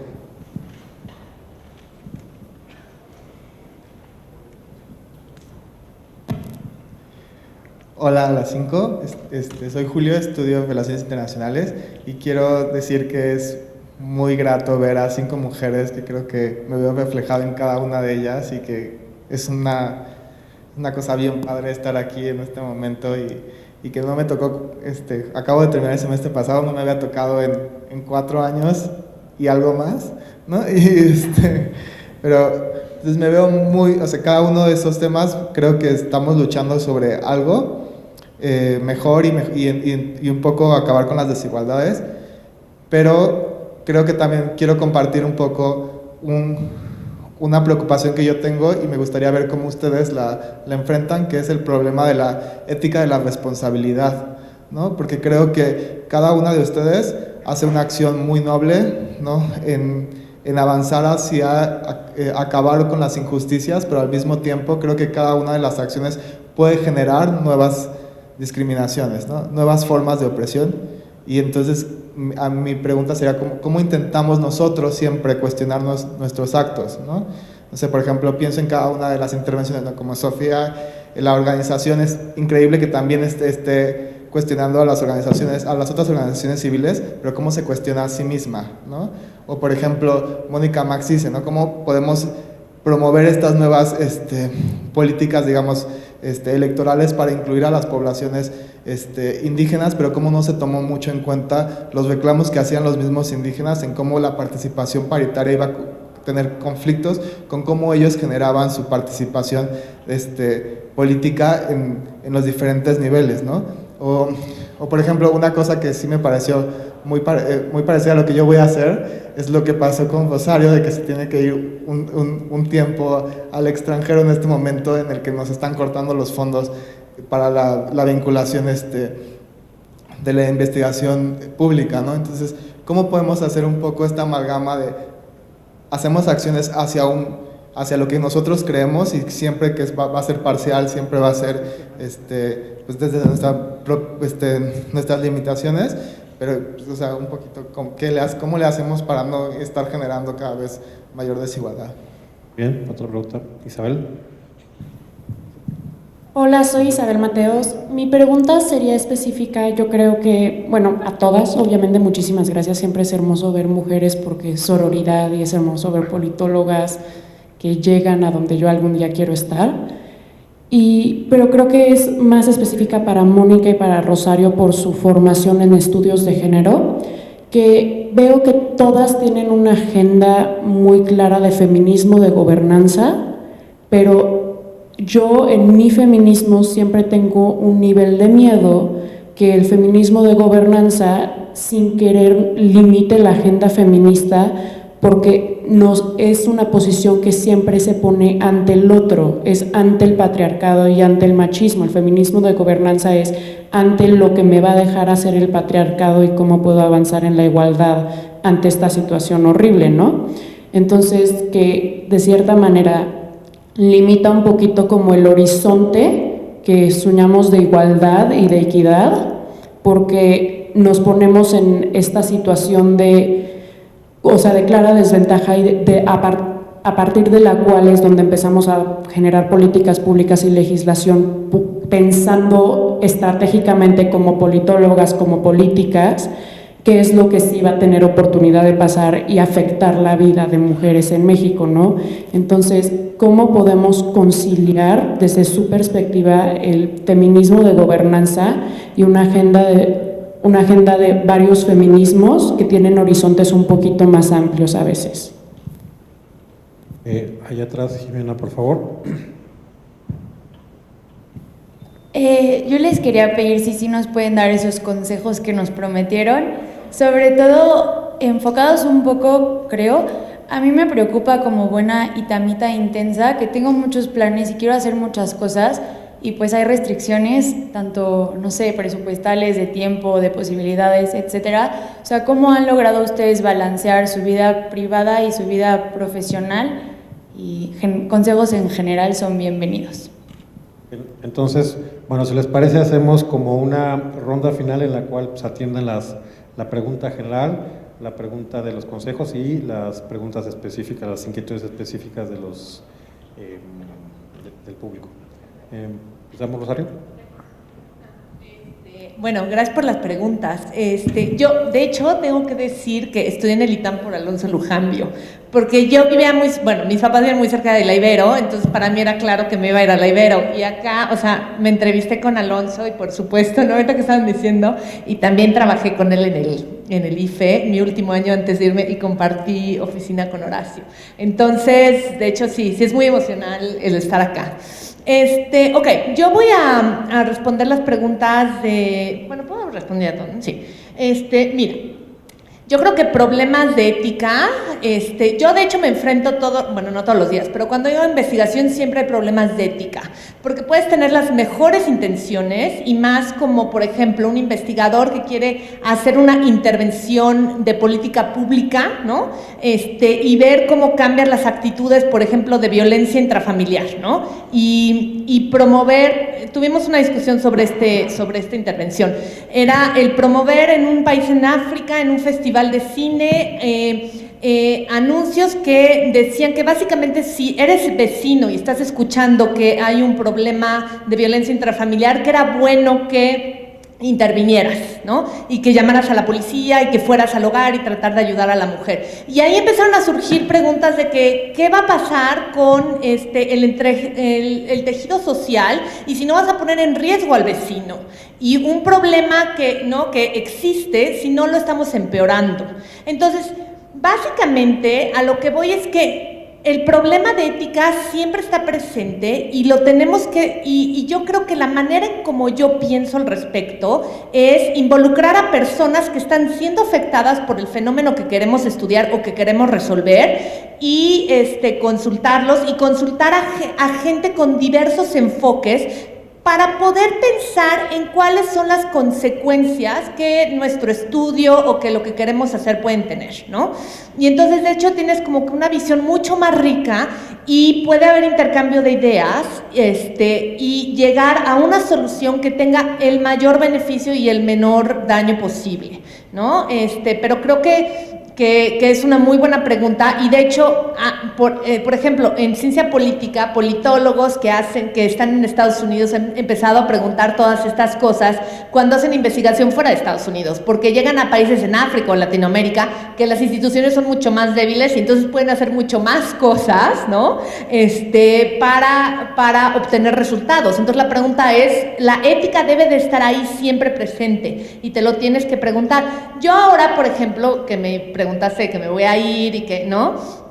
Por supuesto que me entró conflicto porque dije, híjoles, me voy, pero por el otro lado, voy a estar en una institución en la que voy a tener mucho más recursos, voy a tener más redes y voy a poder seguir haciendo, de hecho, mejor investigación en México. Entonces yo voy a mantener mi afiliación en México y voy a mantener mis proyectos de investigación y de hecho estoy hablando con investigadores para hacer investigación relacionada a los fenotipos y a género mucho más extensos en México y con mucho más recursos. Entonces, de alguna manera, por ahí digo, voy a seguir colaborando a mejorar la situación en México, aunque tenga que ser en estos momentos desde fuera, ¿no? Pero creo que el compromiso es lo que de alguna manera me mantiene como tranquila.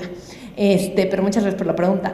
La pregunta que me hiciste sobre la agenda feminista, creo que en mi opinión, creo que hay que pensar el feminismo mucho más amplio, desde una perspectiva de que afecta tanto a hombres y a mujeres, ¿no? Y a personas de la diversidad sexual. Entonces, hacer alianzas, ¿no? Pero también ser práctico en lo que quieres lograr. O sea, por ejemplo, yo creo que sí hay un interés de que haya mujeres funcionarias y mujeres en tomas de decisiones y personas de diversidad sexual también. Entonces, y hay que ser estratégicos de cómo lograr esos cambios, porque también estás yendo contra intereses creados que no quieren abrir esos espacios y contra una cultura que también tarda en cambiar la cultura, ¿no? Entonces, creo que hay que escoger las batallas y como identificar lo que quieres lograr, pero yo sí creo que y tengo un poco, tal vez soy optimista, pero yo creo que la cultura está cambiando en México y creo que hay la posibilidad de lograr estas alianzas entre hombres que estén comprometidos a querer una mayor igualdad porque también les beneficia a ellos la igualdad, ¿no? También hay que pensar que los estereotipos afectan tanto positivamente y negativamente a personas de distintos grupos. Entonces, lograr estas alianzas, pensar en que queremos lograr una sociedad igualitaria para diversas personas, indígenas, de diversidad sexual, hombres, mujeres, discapacitados, etcétera, y cómo lograr esas alianzas, ¿no?, con distintos grupos para avanzar intereses que tenemos en común. Ahora, hay temas en específico que por los roles de género nos afectan más a las mujeres, ¿no? Violencia intrafamiliar tiende a afectar más a las mujeres, el caso de las guarderías también. Entonces, tener como que esos objetivos y también, por ejemplo, cuando sales a trabajar, está genial lo que estaba comentando Mónica de AT&T, pero yo no sé, en mi experiencia todavía yo me enfrento a cuestiones dentro del trabajo que tengo que señalar y decir, oye, me estás básicamente diciendo, hablando de mi especialidad y piensas que sabes más solo porque eres hombre, ¿no? Ámbitos en los que tenemos que seguirle echando ganas y en que tenemos que señalizar cuando están haciendo, ¿no? Estamos siendo básicamente objeto de discriminación pero pero lo que yo he hecho es también aliarme con gente, hombres y mujeres, que me dicen, no te preocupes, o sea, vamos a trabajar en conjunto para señalizar estos problemas dentro de nuestra institución y lograr avanzar. Entonces, digo, no sé si eso responde más o menos, pero yo creo que ahí es donde tenemos que ir, como que pensar más en una sociedad igualitaria en la que todos tengan acceso a las mismas oportunidades, sin importar sus diferencias, pero ser también estratégicos en cómo vamos ganando espacios, ¿no? Gracias. Yo me voy a ir por el lado de los consejos. ¿Quieres darle? A ver, consejo rapidísimo, hagan lo que les apasione y no dejen que alguien les diga que no lo pueden hacer, porque sí lo pueden hacer. Tienen las herramientas y la educación que necesitan y la verdad es que el ITAM no solo te ayuda a pensar más allá, te da redes. Exploten las redes entre ustedes, con los profesores, y nunca que nadie les diga no puedes hacer eso, porque ustedes hagan lo que les apasione, porque al final de cuentas es lo que les va a ayudar a poner la prioridad de cómo van a sentirse mejores con ustedes mismos y qué impacto van a tener en el mundo. Entonces, yo creo que deben de seguir los principios que tienen ahora y los objetivos que les apasionen, porque si hacen algo que no les apasionen, van a estar amargados, frustrados, tal vez lo hagan bien, pero van a ser infelices. Entonces, mi consejo es, hagan lo que les guste. Me volaste esto de la pasión.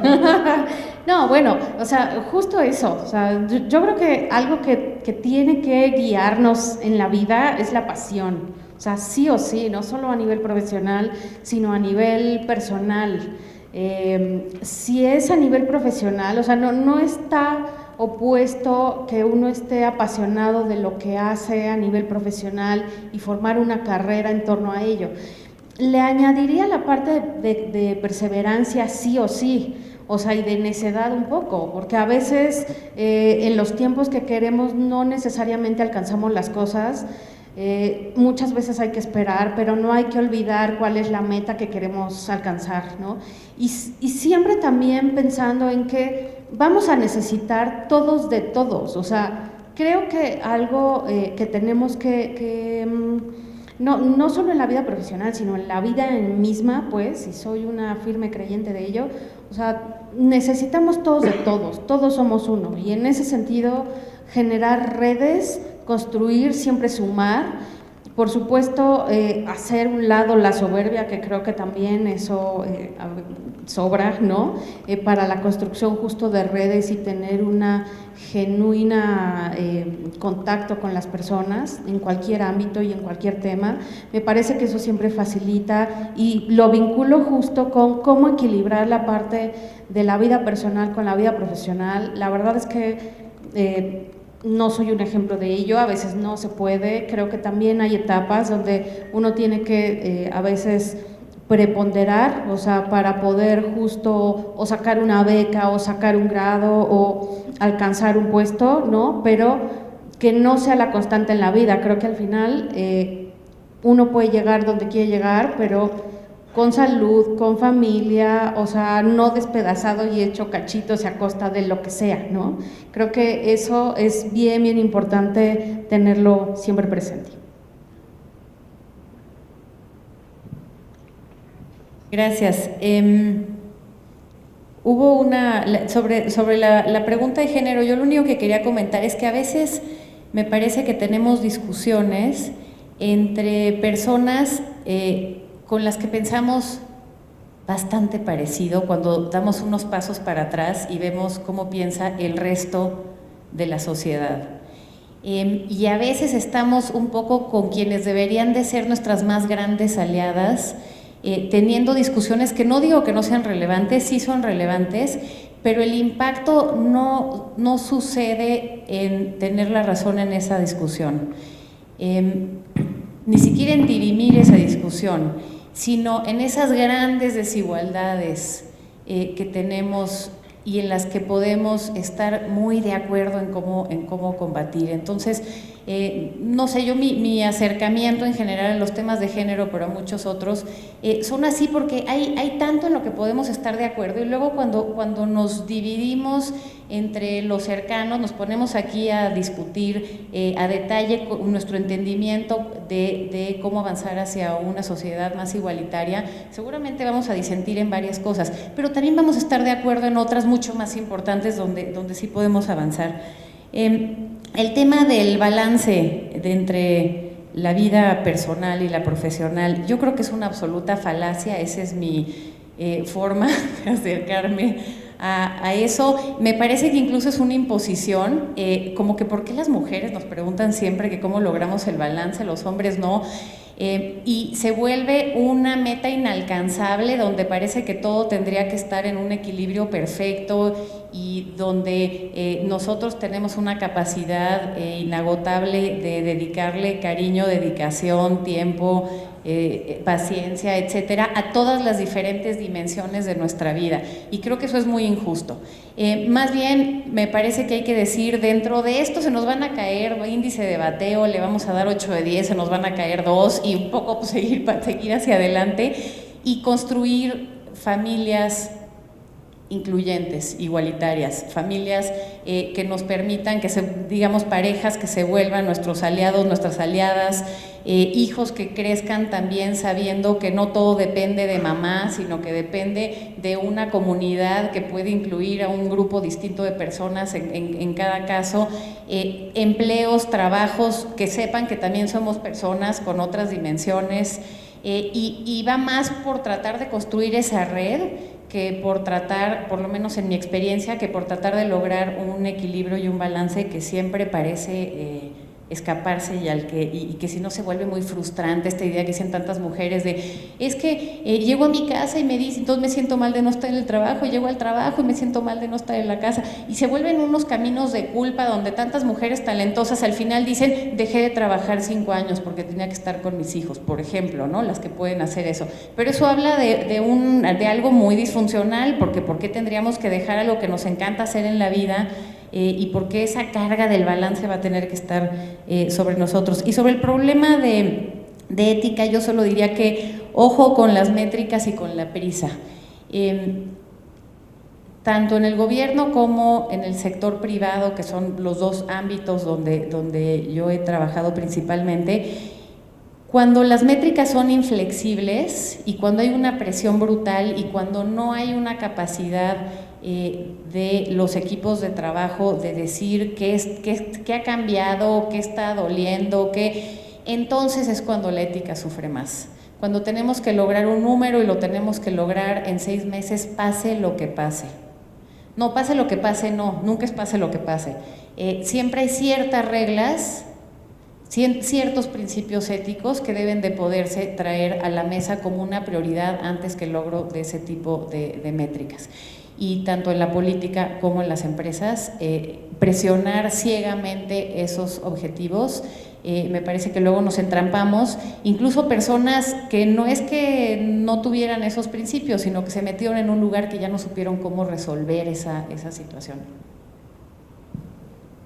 Bueno, yo quiero empezar hablando también de lo de el supuesto balance. Yo creo que también eso no existe, eso es, sí, todo tiene costo de oportunidad y creo que sí las culpas nos inundan, pero en términos prácticos, digamos, la forma en que yo he resuelto eso es obviamente contratando a personas que hagan el cuidado que no puedo hacer yo, y eso tiene que ver con muchas cosas que tienen que ver con clasismo y racismo, y bueno, aquí está Marta Cebollada, que es quien ha escrito sobre eso y sabe perfectamente el trabajo de las mujeres que trabajan en los hogares y que nos cuidan a nuestros hijos mientras alguien más cuida a sus hijos, y así están todas estas cadenas de cuidado. Y yo creo que eso sí es algo muy importante que tendríamos que señalar, de cómo el Estado, pero las organizaciones, pero la IP y todos tendríamos que ser corresponsables de eso, porque como dice Mónica, yo creo que no hay solución y no hay ese famoso balance, o sea, simplemente desde mi perspectiva no lo hay. Lo que hay que hacer es eso, invertir en cuidado, invertir en gente que pueda hacer eso que no podemos hacer nosotras y que tampoco lo hacen nuestras parejas. Entonces, digamos, está todo este tema de cómo el machismo en México, lo dijo desde hace muchísimo tiempo Marina Castañeda, pero cada vez está más claro. No sé a quién acabo de leer en eso, no sé si a Rita Segato, que dice justo eso, o sea, en México y en los países latinoamericanos, donde se puede contratar a alguien, las mujeres, no, lo dijo Rosario Castellanos, imagínense, hace años, las mujeres en México no se han revelado porque tienen a personas que les puedan hacer el cuidado, porque si no lo tuvieran y lo tuvieran que hacer, entonces sí estarían enfrentándose a sus parejas hombres, básicamente. Entonces eso retrasa muchísimo el cuestionar nuestros roles de género al interior. Entonces es mi caso, obviamente, o sea, no me voy a pelear, no voy a, digamos, no quiero personalizar la cosa aquí, pero digamos, no voy a meterme a esa afrenta, porque tengo a alguien que está cubriendo los roles que alguien más en la casa tendría que estar cubriendo, y esa persona es alguien que obviamente tiene otras condiciones desfavorables desde siempre y las ha tenido y probablemente las va a tener, por eso que llamamos discriminación estructural, ¿no? Y que es básicamente donde naces, te quedas, punto. Y eso en México está completamente arraigado. Ahora, con respecto a lo del feminismo y el feminismo de la gobernanza, yo creo que cuando uno toma decisiones de política pública, es una decisión siempre política, qué estás dejando de un lado y qué estás dejando del otro lado, y hay que ser muy pragmáticas. Yo me podría poner horas a discutir, ahí está Adriana Alfaro también, que también pues es politóloga, también ahora trabaja acá, trabajamos juntas en la Suprema Corte, y podríamos tener discusiones teóricas. Adriana es, digamos, la herencia de Eric Herrán, yo diría eso, aquí en el ITAM, lo cual, pues, digamos, nos encanta. Y podremos tener discusiones de horas de si el feminismo posmoderno nos permite tener un sujeto que es mujer y vamos a beneficiar solo a las mujeres y a ciertas mujeres, o más bien hablamos de las mujeres y consideramos a todas. Pues es que eso es casi imposible, o sea, ¿sí me explico? O sea, estás haciendo política pública, ¿en qué te puedes meter y hacia dónde te vas a dirigir? Y creo que el debate teórico siempre tiene que estar ahí, siempre está, pero tienes que ver que eso tiene costos. Por ejemplo, en términos de la paridad, ¿no? La paridad, ahora estamos diciendo que la paridad es guau, guau, guau, y sí es guau, guau, guau. O sea, tenemos números, está padrísimo, o sea, ahí hay, digamos, representación descriptiva, pero ¿qué más hay, no? Y también no vamos a exigirles más a las mujeres que haya representación sustantiva, pero es realmente, digamos, ¿eso desoprime a las mujeres? ¿Quién sabe? O sea, podemos casi que darle seguimiento. A ver, alguien que se eche un estudio de eso, a estas mujeres que van a estar 3 años. ¿Es sostenible? ¿Se van a poder reelegir después? ¿O no es sostenible? Por lo mismo, la carga laboral, más la carga familiar. O sea, como que, ¿sí me explico? O sea, son políticas que se van avanzando y que tienen ciertas cosas positivas, pero que tienen otros drawbacks, como decía alguien por allá, ¿no? O sea, ¿cuáles son los costos de eso? Entonces yo creo que no acaban los debates, y creo que uno haciendo política pública decide ciertas cosas y sí tienes el ojo en lo que no estás haciendo y en lo que tendrías que seguir haciendo, y que probablemente los tiempos no son los tiempos para eso, o no puedes romper el status quo ahorita, o no están las condiciones. Ahora, con respecto a lo de las personas trans, creo que también las lecciones que hemos tenido en el ITAM nos dan como la pauta, como cómo analizar eso. O sea, nosotros institucionalmente, hablo como desde el INE, nosotros no podemos decidir quién es trans y quién es indígena o no. O sea, eso creo que no tenemos un escáner para eso, y además eso es una tontería en términos de identidad. O sea, las identidades todo el tiempo están cambiando. Si queremos hablar de la política de la identidad y si me asumo como mujer toda la vida o no, puede ser que no, y si me asumo como heterosexual toda la vida o no, puede ser que no. Entonces, yo creo que las organizaciones, en el caso particular de Oaxaca, lo que pasó con las personas trans, quienes dieron el pitazo y quienes hicieron todo el escándalo para que eso se frenara, fueron las organizaciones, porque obviamente, si digamos, el órgano electoral, no sé si están al tanto de este debate, es muy rápido, lo que hizo el órgano electoral es decir, en la cuota de paridad, o sea, en la parte de mujeres, se pueden postular mujeres que se autoescriban como mujeres trans, y entonces lo que ocurrió es que hombres dijeron que eran trans, y obviamente el órgano electoral no pidió ningún requisito, porque lo único que tenemos que hacer es la autoscripción. Yo me asumo como mujer trans, punto. Entonces, un chorro de hombres se vinieron para que dijeron, nosotros nos ponemos en la cuota de mujeres, digamos, en el 50% que tienen que postular. Y entonces, el organismo electoral pues no podía pedir más requisitos, más que ese, el de la autoadscripción.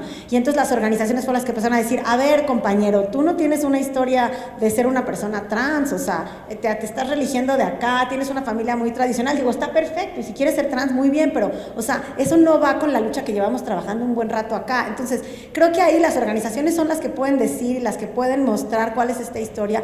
Yo creo que las instituciones no. Obviamente el tribunal hizo otra cosa, ¿no? El tribunal electoral, desde mi perspectiva, ha tenido resoluciones completamente contradictorias. En el caso de indígenas pide autoadscripción calificada y también le exige al INE que revise si esto es válido, porque una comunidad que sí me apoya, sí me la da, pero otra comunidad que no me apoya no me la da. O sea, digamos como si en las comunidades indígenas no hubiera divisiones internas. Y por otro lado, en la parte trans dice que pura autoadscripción. Entonces, yo creo que es un debate interesantísimo. O sea, creo que justamente lo que pasa en el ámbito de las políticas públicas es que uno va haciendo una cosa y se generan debates teóricos que tienen que ser resueltos por quienes están en la academia, por quienes están ustedes, compañeros, compañeras. Me explico, como estar escribiendo sobre eso y cómo se podría resolver. Eso siempre da mucha luz. A veces uno está en la operación y luego ni siquiera se te vienen a la cabeza otras cosas porque estás tratando de resolver otras cosas. Entonces, bueno, yo por ahí lo dejaría. Ya, rápido, porque ya estamos cansados y tenemos hambre. Consejo es, yo creo que hay que optar por hacer las cosas bien. Tú decides qué está bien y qué no. Señalar a los otros. Yo ando en bici y no hay día donde alguien no me diga, pégate más a la derecha, vas en sentido contrario, te acabas de pasar un alto, los peatones van primero. O sea, yo que me dedico a dar consejos a la banda, me los tienen que dar a mí de regreso. Entonces, si yo señalo, yo espero que el otro me señale y no reacciono agresivamente. Digo, chin, sí, perdón, no, me freno, señora, pásale, yo qué sé. Pero señalar es muy importante. Vivimos en una sociedad donde no nos gusta ni señalar ni que nos señalen porque pues, nos ponemos muy malitos. Entonces, creo que ese es un tema que hay que brincar. Y la tercera es usar las reglas del juego. O sea, no te gustan las reglas del juego trans porque hay unos gandallas que se están escribiendo nomás para ver si la regla funciona o no. Bueno, pues impúgnalo. No sé, no te gusta que te cierren las guarderías porque están mermando pues, la capacidad de trabajar de 300,000 familias. Bueno, pues peléalo, ¿no? O sea, siempre dar esa pequeña batalla. Ese sería mi consejo y ya ahora sí les juro por último, creo que no importa si trabajas en una ONG, en el gobierno federal, en una universidad, siempre tienes que estar cuestionando las decisiones de la organización, las decisiones del equipo, asumir que por un lado sí tienes que dar lo mejor de ti, pero por otro lado no estás solo, no vives en una burbuja y todo va a depender de ti, eres parte de un equipo. Entonces, o sea, desde el ámbito del género les pediría a los hombres que sean la pareja que mejor puedan ser de las chavas, y las chavas no se pongan en un ánimo de yo soy Wonder Woman, yo soy igual que los hombres, cada quien es diferente y a darle.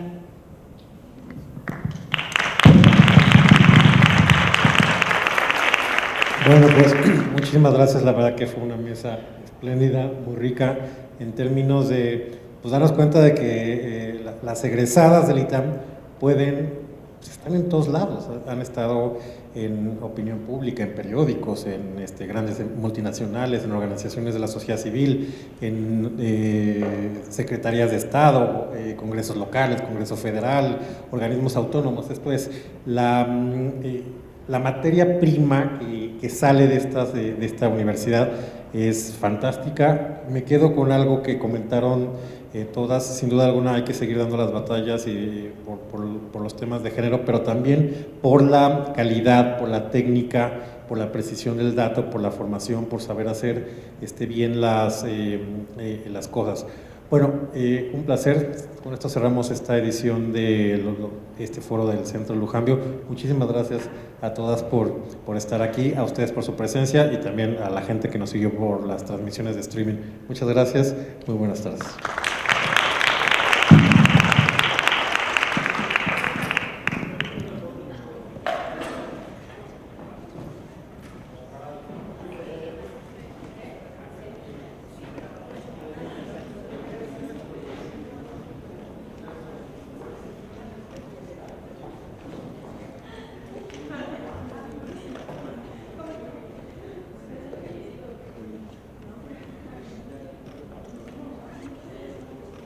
Ahora volteados acá, por favor.